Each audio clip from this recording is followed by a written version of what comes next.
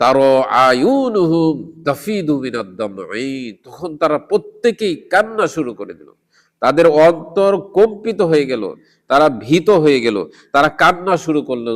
আসসালামু আলাইকুম ওয়া রাহমাতুল্লাহি ওয়া বারাকাতুহু। ইন্নাল হামদুলিল্লাহ নাহমাদুহু ওয়া নুসাল্লি আলা রাসূলিহিল কারীম, আম্মা বা'দ।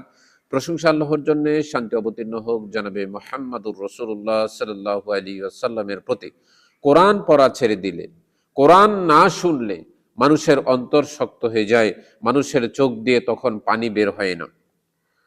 কোরআনুল কারীমের সূরাতুন নাজমের 53 নম্বর সূরা 59 থেকে 61 নম্বর আয়াতে আল্লাহ সুবহানাহু ওয়া তাআলা বলছেন, আফামিন হাযাল হাদীসি তা'জাবুন ওয়া তাযহাকুনা ওয়া লা তাবকুন ওয়া আনতুম সামিদুন।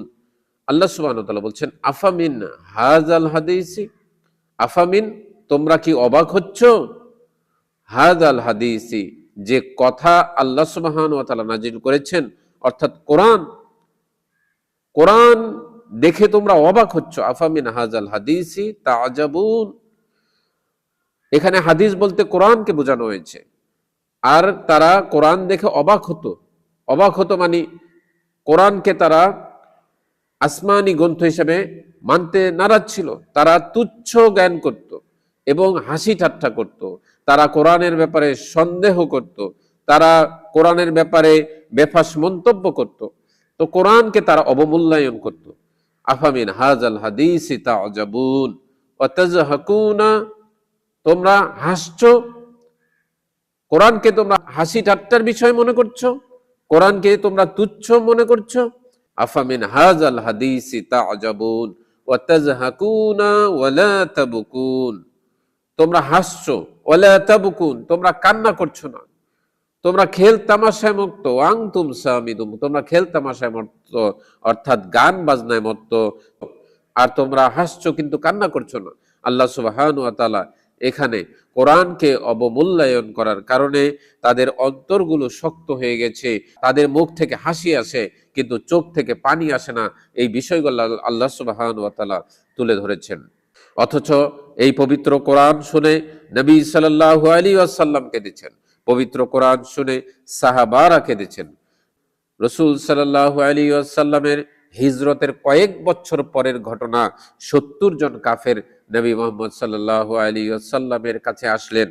আসার পরে তারা যখন কোরআন শুনলেন, তারা প্রত্যেকেই কান্না শুরু করে দিলেন।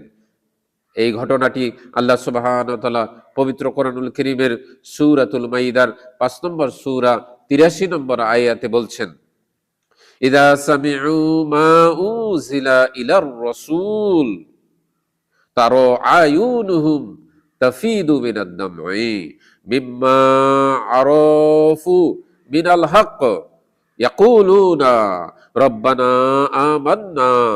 আল্লাহ সুবহানাহু ওয়া তাআলা বলছেন, ইযা সামি'ু, যখন তারা শুনতে পেল, মা উনজিলা ইলার রাসূল, যা রাসূলের উপর নাজিল হয়েছে তা যখন তারা সবাই শুনতে পেল, তারা আয়ুনুহুম তাফিদু মিনাদ দামঈ, তখন তারা প্রত্যেকেই কান্না শুরু করে দিল।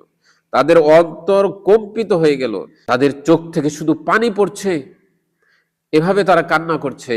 ইয়াকুলুনা, আর তারা বলতে লাগলো, রব্বানা আমান্না, হে আমাদের প্রতিপালক আমরা ঈমান আনলাম।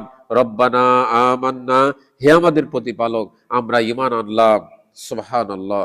এই হলো কোরআন, যে কোরআন শুনে 70 জন কাফের একসাথে ঈমান এনেছে, একসাথে কান্না করেছে, একসাথে ঈমান এনেছে। সুবহানাল্লাহ। অথচ এই কোরআন আমরা পড়ার সময় পাই না, এই কোরআন তেলাওয়াতের সময় পাই না, এই কোরআন তেলাওয়াত শুনি না, কোরআন নিয়ে গবেষণা করি না, কোরআন নিয়ে চিন্তা ভাবনা করি না, কোরআনের বাংলা অর্থ আমরা দেখার সময় পাই না। আল্লাহ সুবহানাহু ওয়া তাআলা কি বলছেন সেগুলো আমরা খোঁজ খবর রাখি না। আমরা দুনিয়ামুখী, আমরা পরকালমুখী নই। পরকালকে নিয়ে আপনাকে ভাবতে হবে, পরকালের জন্য কাজ করতে হবে। আসসালামু আলাইকুম ওয়া রাহমাতুল্লাহ।